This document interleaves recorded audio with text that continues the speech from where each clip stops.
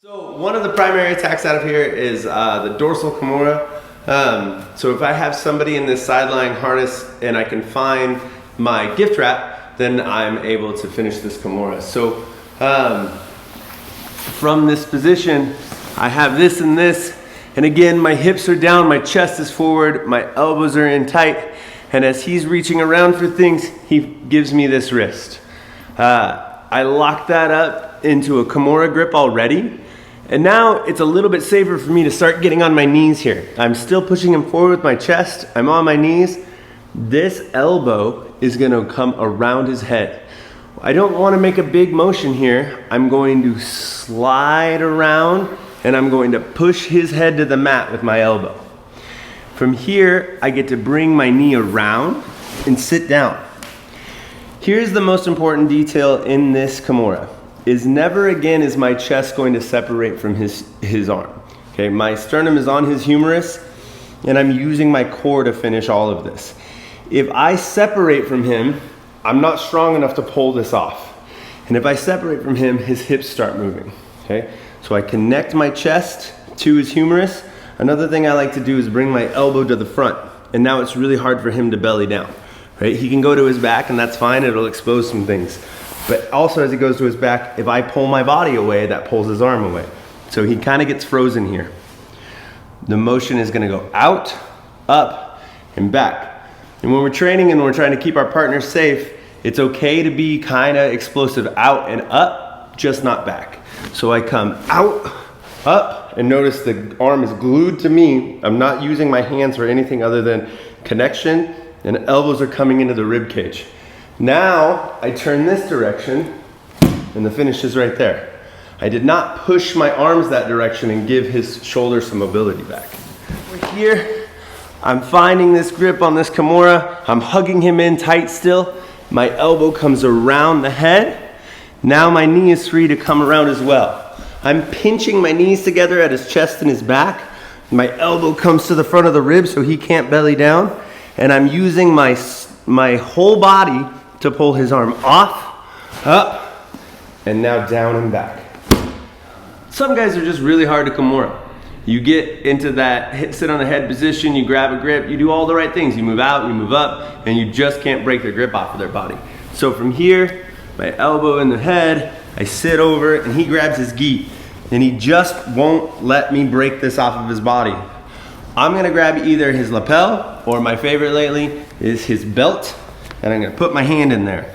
And now he is stuck. I could stand up and walk away and Kevin really can't go anywhere. I could pick him up, I could do all kinds of things from here. But what I'm going to do is take my hamstring that's on his face and I'm gonna pry it away and I'm gonna reach my hand down into that collar, pinky down on his neck. And now with this grip, and I'm pinching his skin, sorry, and with this grip on his neck, I can step off and I can turn this into the world's meanest paper cutter. Here, I'm sitting on the head and I just can't get this arm off of his body. I can grab his belt, I can grab his lapel. I'm tying his hand to his own body here. I'm doing that so that I can pull now his neck away from his chest and reach in with my hand for a deep paper cut grip. I can come off, and I like to lean my weight into him here as I send my elbow to the ground. Some people get away with just moving their elbow to the ground. Sometimes my long arm hits the ground before that finishes. So I like to lean in and put a little extra pressure that direction. And he really can't do anything to fight it with this grip going on his wrist. So I'm gonna connect this to the wing choke. What happens is when he knows I want that gift wrap, I want that Kimura, he's fighting to not let me have that. He's no longer protecting his neck. So we wanna toggle these submissions back and forth. That's really how we get most things done. Rarely does plan A work. So I'm looking for that. He's fighting it. I'm gonna go ahead and grab this lapel and hand it to myself. Once that's in deep, I can take this hand, if I need to, and grab the back of his pinky bone and push his hand out, right? So if he's fighting me, his elbow's down tight, I can't reach up behind his head. As soon as I push that direction, he gets a lot weaker. And now I can start taking this arm away from his body and behind his head. My knee goes under his head and my elbow goes towards my belly button. A lot of times you see people row in this position, and it's really hard to finish that choke like that. What I want to be doing is looping around his neck with the collar. So I'm pulling my elbow into my belly button and finishing the choke there. So this is going not back, but in, and we're leaning on it, right? If I pull back, he gets some freedom, he gets some space, and he's out of there. We want to be wrapping the collar around his neck, not through his neck. So we're here. We're reaching for this Kimura, he's pushing his hand away, that gives me this grip. If I was just going for the grip and he starts fighting there, now we can switch and go to the Kimura. So we're gonna play back and forth in this position while we have this nice tight control and feel safe. We get to wait until he gives us the thing we want.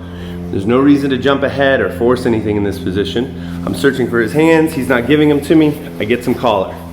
With that collar in hand, I pull this hand out, I get my arm behind his neck, I come up closer to the head, pull that elbow into my belly button. So we want to toggle those two attacks back and forth, keeping that solid chest connection to the back the whole time.